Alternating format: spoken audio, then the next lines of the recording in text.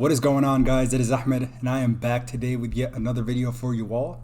Today we're going to talk about a tweet that Elon Musk sent out actually on April 5th, so about 6 days ago, asking Cathie Wood, ARK Invest, and their team, and I quote, you can see here on the screen, what do you think of the unusually high ratio of S&P market cap to GDP, the gross domestic product?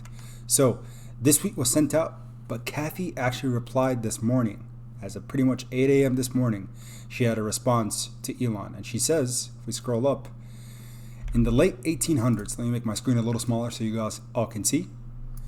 In the late 1800s and early 1900s, as telephone, electricity, and automobile were emerging, the U.S. equity market cap relative to the GDP appears to have been 2 to 3 times higher than it is today.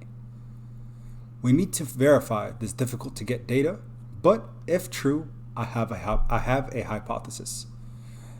Now let's scroll down to see her thesis. Cathie then says, telephone, electricity, and the automobile were the 3 major technology-enabled platforms during the 50 years that ended in the Roaring '20s. Technology-enabled platforms are deflationary thanks to learning curves or Wright's law.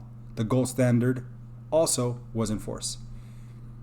She continues and says, as deflation pressured and increasingly difficult to measure nominal GDP, the denominator of that ratio, exponential unit growth and rapid productivity gains increased the quality of earnings while low interest rates boosted their capitalization.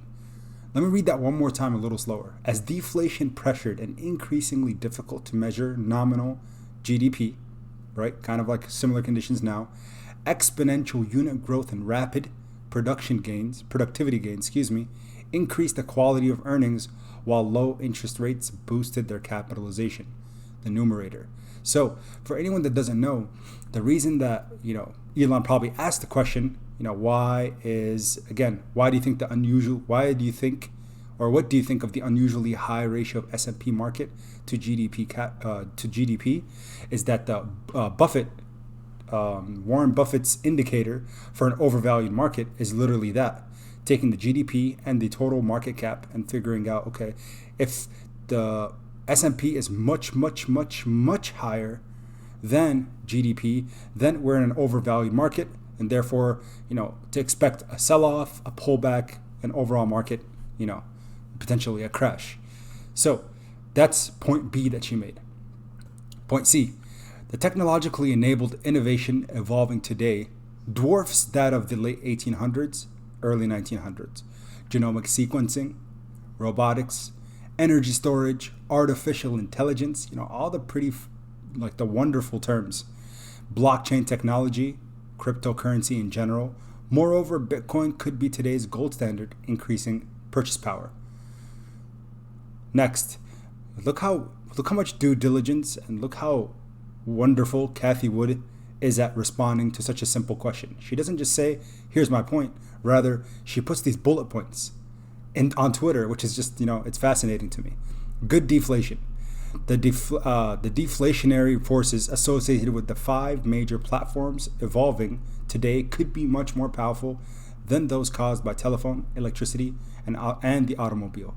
In my opinion, that is potentially true. Although she said today's innovation it dwarfs that of the early 1800s, 1900s, because again, that's electricity, like what?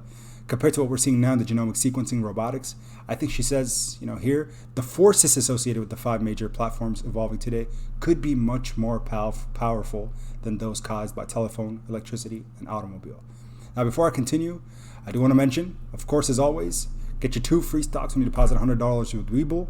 You get 1 free stock as soon as you open your brokerage with Webull between $2.50 and $250. Then you get your second free stock valued between $8 and $1,600. All you got to do is sign up, deposit $100, and get your free stocks, folks. That's what I'm here for. All right, back to Twitter.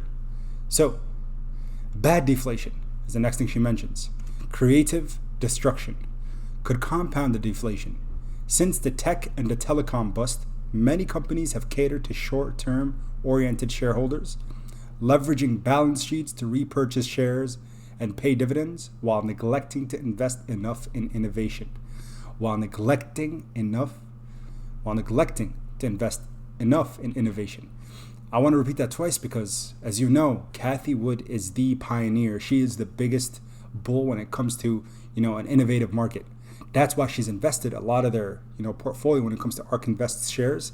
They're not only in big market cap, big companies like, again, we could talk about CRISPR, we could talk about everything else in their genomic, but also she respects innovative companies at their early stages. That's why they have penny stocks on their radar, right? We talk about, NanoX imaging, right? All the other ones. I'm talking about healthcare because as a pharmacist, those are the things that interest me. But look at Tesla. Look at Bitcoin.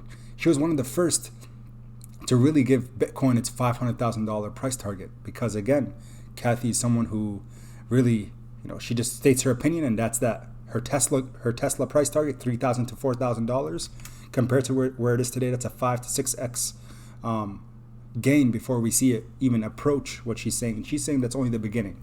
Because again, she likes innovation. That's what she's big on. That's why they have the ARK Innovation ETF. It's a place to potentially put your money. Again, not for financial advice by any means, nor am I a financial advisor. But if you're someone that really truly believes in innovation and want a one-stop shop for that, an ARK ETF is a great place to do that. Now, after bad deflation, she talks about deflation should lower the velocity of money. A mirror image of the 70s. She's talking about the 1970s. We know what happened then. If consumers and businesses expect prices to fall, many will defer spending. As a result, the rapid growth in global money is unlikely to unleash generalized inflation, except perhaps in asset prices. This time is different are dangerous words in forecasting markets. Most forecasters use post-World War II history as their guide. On that basis, never has the equity market been higher relative to GDP. In the late 1800s, however, it seems to have been 2 to 3 times higher. The source of the ratio of the U.S. equity cap to GDP is longtermtrends.net. She quotes the website. A website dedicated to the Buffett indicator, what I talked about earlier, right? The Buffett indicator right now is considered it's saying that the market is extremely overvalued and overbought, and we are due for a pullback or even potentially a market crash before that ratio, GDP to market cap, or market cap to GDP, goes back to being leveled. And ARK Invest will research this metric pre-World War II to assess its validity. What a wonderful response from Cathie Wood to Elon's question again. What do you think of the unusually high ratio of S&P market cap to GDP? So guys, today I know it's a little different for me to talk about, something specifically like Twitter and these tweets between two fantastic people. I am, all transparency, I am invested in Tesla. So Elon Musk is someone that I really like, following on a Twitter space, things like that. I know I'm not logged in here, so I don't really use Twitter. I'm not a person who tweets at all, but I like to see what's going on, amongst the financial community or companies that I'm invested in. And I saw this go out without a response, but I'm glad to see today on Sunday, April 11th, Cathie did respond to his message. So what do you take from this? What do we think? What should we do? All of those things, in my opinion, right? Never try to time the market. So this is kind of your choice. If we know that the Buffett indicator, right, the total market cap to GDP ratio right now is completely overbought, and there is potentially going to be a pullback, but people like Cathie Wood, the CEO, the face of ARK Invest, one of the most successful ETFs of 2020, right? And they have a pretty decent track record. If she has some pretty valid points, go on Twitter, read the points yourself, rewatch this video a couple times. That's why I quoted it exactly. I didn't want to deviate from her words because these are her words. I'm quoting her. So again, if you're someone that wants to know more about, is it time for me to potentially put money into the market? Am I someone who's going to lose a lot of money if I do now, right? It's just like buying a house, same thing. They're saying the real estate market is overvalued. Houses are overbought. But how are you going to time it, right? These are very difficult decisions to make and difficult things to try to handle. But when valid points come out like this, when it comes to the stock market, maybe it kind of gives you that, that trust, or that, basically someone who's very intelligent, someone who has intuition. She has better perspective than the majority of us, is saying that there are valid reasons to why the market can continue to rally. then maybe it is time to buy in. If you want to try to time it, you can, but most people who try to do so are not successful at doing that. So make your own decisions, make your own informed decisions, I should say, with an asterisk there, because informed decisions are a lot more important than a tweet, right? And they're a lot more important than a YouTube video. But it might be time to, if you're not someone who's already invested, potentially get in. If you're someone that's trying to get out of the market and try to re-enter at a lower price point, that's risky.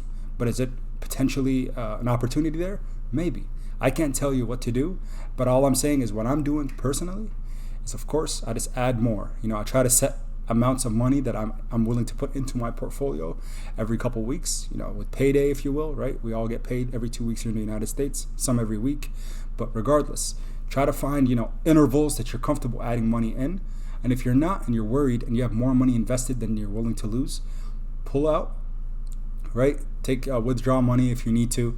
Keep that savings aside. Keep that, that 3-month amount that I continue to talk about. Put that aside and make sure you have money to ensure your living, your essentials, basically, right? So we've talked about that in previous videos, and I always say that 3-month rule. Make sure you keep that aside. That was one of my first goals after I finished school and I started working, is to try to set aside an amount of money where if I lost my job or if something, God forbid, happened where I couldn't go back to work and provide, I had something set aside to at least give me some leeway and not having to, worry about money right away. So that is all for today's video, everybody. Tomorrow I'll go back to making the stock updates, stock videos. We'll talk about Zomedica. Let's see what happens tomorrow and how the stock opens up. Pretty excited after, significant pullback last week. But until next time, everybody, keep investing.